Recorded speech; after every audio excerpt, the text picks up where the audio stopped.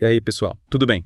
Você já tentou ler Eclesiastes? Uhum. É aquele livro da Bíblia que parece um quebra-cabeça meio pessimista, sabe? Assim, entendi. Vaidade das vaidades, tudo é vaidade. Uhum. Nossa, às vezes até parece que a gente tá lendo legenda de um dia ruim, né? É verdade. Muita gente se sente perdida em meio a tanta vaidade. Mas calma, que a gente vai desvendar essa névoa toda e descobrir uma mensagem poderosa que está escondida por trás dela. É para isso que a gente tá aqui hoje.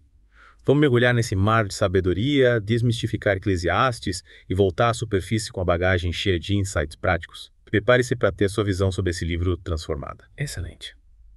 Para começarmos, vamos situar o livro no seu contexto. Tradicionalmente atribuímos a autoria a Salomão, aquele rei famoso pela sabedoria e riqueza, mas alguns estudiosos acreditam que o livro pode ter sido compilado posteriormente, reunindo ensinamentos da época. Interessante. Mas, no fim das contas, o mistério do autor não é tão importante quanto a mensagem em si, certo? E por falar em mensagem, me explica uma coisa. Essa história de vaidade das vaidades, tudo é vaidade. O que Salomão queria realmente dizer com isso? A chave para entender essa frase está na palavra hebraica original, hevel, que significa vapor, névoa, fumaça. Imagine tentar agarrar a fumaça com as mãos, é impossível, ela escapa pelos dedos. A ideia é justamente essa, a vida, sem Deus, é passageira e efêmera, como a fumaça que se dissipa no ar. Nossa, que imagem poderosa. Então Salomão está dizendo que a vida é inútil, mas que as coisas terrenas, sem uma perspectiva eterna, são passageiras e não preenchem o vazio da alma. É como correr atrás do vento, a gente se esforça, se cansa, mas no final não agarra nada. Me fala mais sobre isso. Exatamente. Salomão usa suas próprias experiências para ilustrar essa verdade. Ele teve acesso a tudo que o mundo podia oferecer. Riquezas, poder, prazeres. E mesmo assim concluiu que nada disso trazia satisfação duradoura. Olha, isso me lembra daqueles bilionários que têm tudo que o dinheiro pode comprar, mas que no fundo parecem vazios, sabe? É como se eles dissessem, gente, eu vivi tudo isso e posso garantir, a felicidade não está nessas coisas. É aí que entram os grandes temas de Eclesiastes, certo? Isso mesmo. O livro aprofunda 5 temas principais que nos ajudam a entender o sentido da vida diante dessa realidade da vaidade. O primeiro deles é justamente a inutilidade das conquistas terrenas. A gente pode ver isso claramente em Eclesiastes 2.4:11, onde Salomão descreve suas grandes obras, palácios, vinhas, tudo que ele construiu e acumulou. Mas no final, ele conclui, tudo era vaidade e correr atrás do vento. Me fala, você acha que ele se arrependeu de ter construído tudo isso? O que Salomão demonstra é que a busca desenfreada por realizações terrenas pode levar à frustração. Eclesiastes 2.11 diz, olhei eu para todas as obras que fizeram as minhas mãos, como também para o trabalho que eu, trabalhando, tinha feito. Eis que tudo era vaidade e correr atrás do vento, e nenhum proveito havia debaixo do sol. Imagine construir um império e, no final, sentir que tudo foi em vão. É uma lição importante para nós hoje em dia, né? Vivemos numa sociedade obcecada por sucesso, bens materiais, status. Mas Eclesiastes nos convida a questionar. Qual o verdadeiro valor dessas coisas? Serão elas capazes de nos dar real significado? Você acha que a gente consegue aplicar essa mensagem em nossas vidas? Com certeza. É como se Salomão estivesse nos alertando sobre os perigos de colocarmos nossa felicidade e propósito em coisas passageiras. Imagine alguém que dedicou a vida inteira ao trabalho, acumulando bens, buscando reconhecimento profissional, e no final da vida se depara com a solidão, o vazio existencial. Nossa, que reflexão profunda. Acho que essa é uma pergunta que todos nós em algum momento da vida nos fazemos. E a resposta, pelo menos segundo Salomão, é um sonoro não. Mas calma, que a gente ainda tem muito o que desvendar nesse mergulho em Eclesiastes. Com certeza. Ainda temos 4 temas pela frente, cada um com insights valiosos sobre como viver uma vida plena e com propósito, mesmo diante da realidade da vaidade. O próximo tema que iremos abordar é tempo e destino da humanidade. O que você acha disso? Opa, esse tema mexe com a gente, né? Quem nunca se perguntou? Quando vou alcançar meus sonhos? Quando vou encontrar o amor da minha vida? Quando essa fase difícil vai passar? Eclesiastes 3.1 nos lembra. Tudo tem seu tempo determinado e há tempo para todo propósito debaixo do céu. Essa frase nos coloca diante de uma grande verdade. Não controlamos o tempo.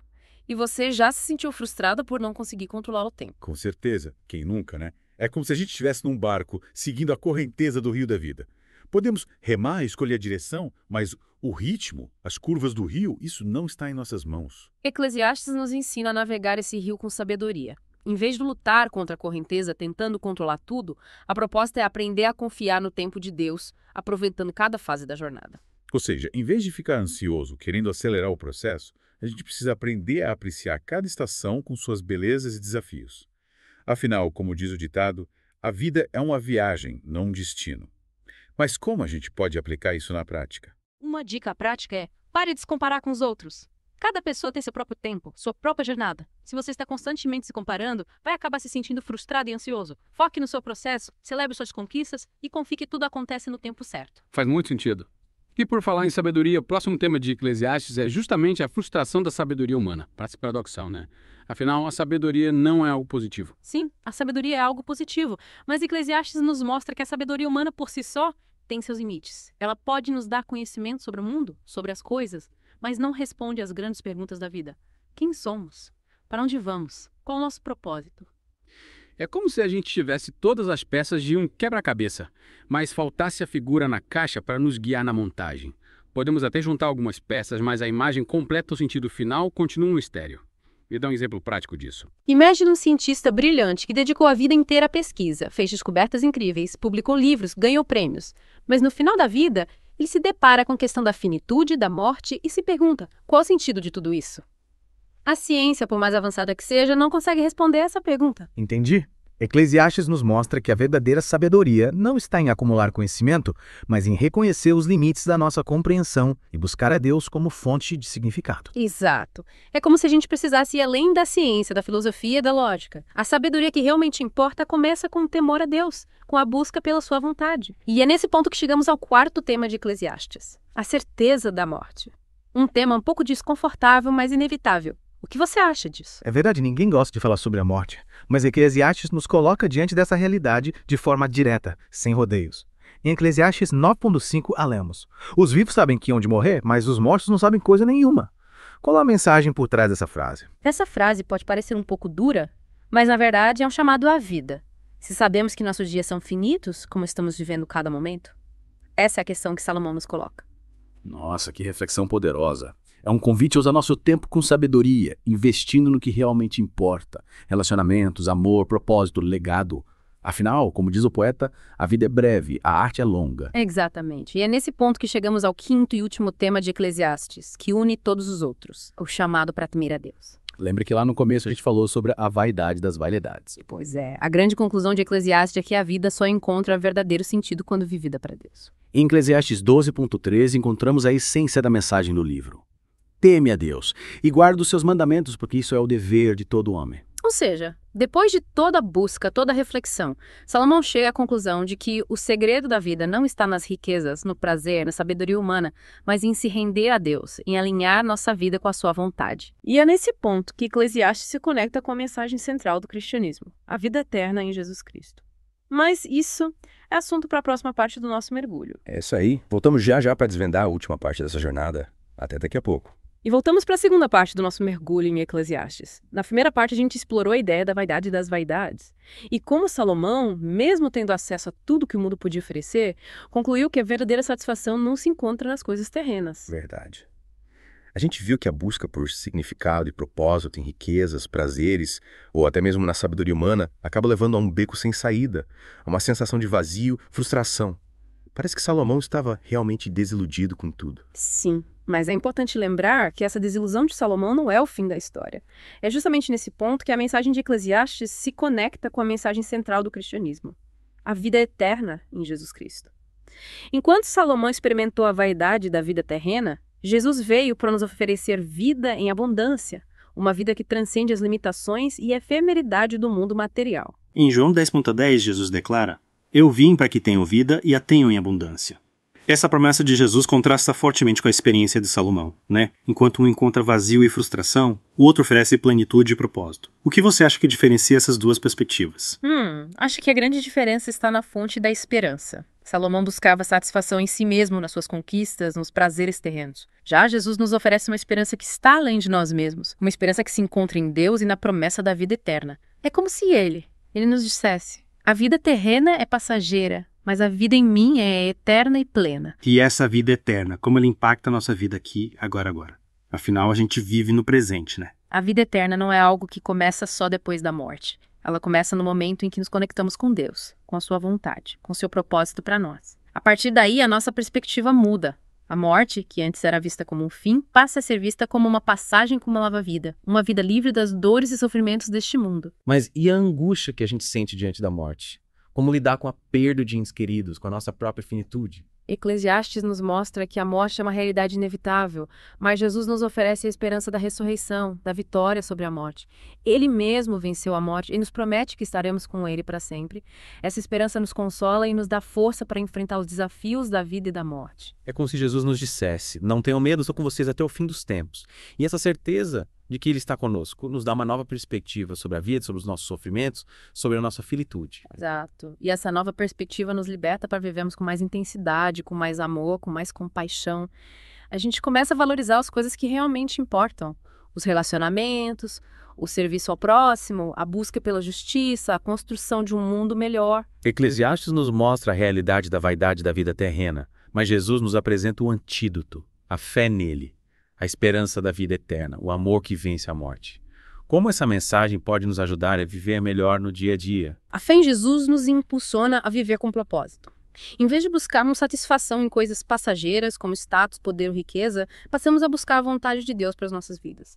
Essa busca nos leva a servir ao próximo, a amar incondicionalmente, a perdoar, a construir um mundo mais justo e compassivo. É como se a gente trocasse a busca pela felicidade individual, pela busca por um bem maior, pela construção do reino de Deus aqui na Terra. E essa mudança de foco transforma a nossa vida e impacta o mundo ao nosso redor. Com certeza. A fé em Jesus nos dá uma nova motivação para viver, um novo sentido para as nossas ações. A gente começa a enxergar a vida com os olhos da eternidade, valorizando os momentos simples, as pessoas que amamos, as oportunidades de fazer a diferença no mundo. Em 1 Coríntios 15,58, Paulo nos encoraja. Portanto, meus amados irmãos, sede firmes e constantes, sempre abundantes na obra do Senhor, sabendo que o vosso trabalho não é vão no Senhor. Que mensagem poderosa! Eclesiastes nos desperta para a realidade da vaidade, mas Jesus nos aponta o caminho para a verdadeira plenitude. Uma vida vivida com propósito, amor e esperança, ancorada na fé e na busca pela vontade de Deus. O que mais podemos aprender com essa união de mensagens? Acho que a grande lição é que a vida cristã não é uma fuga da realidade, mas sim um mergulho na realidade com uma nova perspectiva. A gente não ignora as dificuldades, os sofrimentos e as perguntas difíceis, mas a gente enfrenta tudo isso com a certeza de que Deus está conosco, de que Ele nos ama e tem um plano para as nossas vidas. É como se a gente tivesse um mapa para nos guiar nesse caminho, um mapa que nos aponta para a direção certa, mesmo quando a gente se perde, quando se sente desanimado, quando as coisas parecem não fazer sentido. A fé em Jesus nos dá a bússola para navegarmos nesse mar da vida, nos dando a certeza de que no final chegaremos ao nosso destino, a vida eterna. Exatamente. E esse mapa, essa bússola está disponível para todos que quiserem. Jesus nos convida a segui-lo, a confiar nele, a experimentar a vida abundante que ele nos oferece. E essa vida abundante começa aqui agora, no momento em que abrimos o nosso coração para ele e decidimos viver de acordo com a sua vontade. Que mensagem inspiradora. Mas e aí, como a gente leva essa mensagem para o nosso dia a dia? Como a gente coloca tudo isso em prática? Acho que essa é a grande questão que fica para os nossos ouvintes. Com certeza. E é sobre isso que vamos conversar na terceira e última parte do nosso mergulho. Vamos explorar algumas dicas práticas de como viver a mensagem de Eclesiastes e do Evangelho de Jesus Cristo no nosso dia a dia. Até já! E chegamos à parte final do nosso mergulho em Eclesiastes. A gente já desvendou a vaidade das vaidades, explorou os temas centrais do livro, viu como Jesus Cristo responde à angústia de Salomão com a promessa de uma vida plena e com propósito eterno. E até discutiu como essa vida eterna começa aqui e agora. É isso aí. E agora a pergunta é, como a gente coloca tudo isso em prática no dia a dia? Como viver essa vida abundante que Jesus nos oferece em meio aos desafios e correrias do mundo moderno? Afinal, não adianta só a gente ter a teoria, né? A gente tem que colocar a mão na massa. Verdade. A gente sai daqui cheio de insights, mas como a gente transforma tudo isso em ações, em atitudes? É como ter um mapa do tesouro, mas não saber por onde começar a escavação. Eclesiastes nos dá algumas pistas valiosas. Lembra da ênfase no tempo. O livro nos ensina a viver o presente com sabedoria, aproveitando cada fase da vida, sem ficar preso ao passado ou se angustiar com o futuro. É como se Salomão estivesse dizendo, gente, parem de remoer o que já foi, parem de se preocupar com quem ainda nem chegou, vivam agora. Mas como fazer isso na prática? A gente vive bombardeado de informação, de cobrança, de metas a cumprir. É difícil a gente desacelerar e apreciar o momento presente. Parece que a gente está sempre correndo atrás de alguma coisa. É verdade. Mas pequenas atitudes podem fazer uma grande diferença. Que tal começar dedicando alguns minutinhos do seu dia para agradecer pelas coisas simples, a saúde, o alimento, as pessoas que a gente ama. É como se a gente fizesse uma pausa para reconhecer as bênçãos que a gente já tem, em vez de ficar só olhando para o que falta. Ah, essa dica é ótima. A gratidão é um remédio poderoso contra a ansiedade, contra a insatisfação. E por falar em remédio, Eclesiastes também nos alerta para a gente não colocar a nossa felicidade em coisas passageiras, né? Riqueza, status, prazeres imediatos. É como construir um castelo de areia, a maré sobe e leva tudo embora. Exatamente. O livro nos ensina a buscar a verdadeira alegria em Deus, no relacionamento com Ele, em servir ao próximo. E essa busca não precisa ser algo complicado, sabe? Distante da realidade. A gente pode encontrar Deus nas pequenas coisas. Num gesto de gentileza, num momento de paz, contemplando a natureza, numa conversa sincera com um amigo, na leitura da Bíblia, na oração. É como se a gente sintonizasse a nossa frequência com a frequência de Deus, né? E a partir daí, a gente começa a perceber a presença dele em tudo, a sentir a paz dele, a experimentar a alegria dele. E essa alegria, ela não depende das coisas que acontecem lá fora, ela vem de dentro da nossa conexão com Deus. É isso aí. A vida abundante que Jesus nos oferece não está num lugar distante, num futuro utópico. Ela está aqui agora, na maneira como a gente vive, como a gente se relaciona com as pessoas, como a gente usa nosso tempo, os nossos talentos. É como se a gente ganhasse um presente incrível e, em vez de guardar ele na caixa, a gente resolve usar ele todo dia. É uma mensagem de Eclesiastes, junto com a mensagem de Jesus, nos convida a viver uma vida com propósito. A gente busca Deus em tudo, ama o próximo, usa os nossos dons para fazer a diferença no mundo e confia que no final tudo vai fazer sentido. Nossa, quanta coisa a gente aprendeu nesse mergulho, hein? É verdade. Eclesiastes pode parecer um livro meio complicado à primeira vista, mas no fundo ele nos traz uma mensagem simples e poderosa. A vida sem Deus é vaidade, mas a vida com Deus é cheia e eterna. E essa mensagem, ela continua ecoando nos nossos corações até hoje. E se você que está nos ouvindo quer continuar explorando esse tema, quer se aprofundar na Bíblia e encontrar mais dicas para viver uma vida com propósito, acesse o canal Caminho da Fé. Lá você vai encontrar conteúdos inspiradores, estudos bíblicos, mensagens que vão te ajudar a trilhar o caminho da fé e da verdadeira felicidade. Compartilhe esse episódio com seus amigos, com a família, com todo mundo que você acha que pode se beneficiar dessa mensagem. E não esqueça de se inscrever no canal para receber mais conteúdos como este. Até a próxima!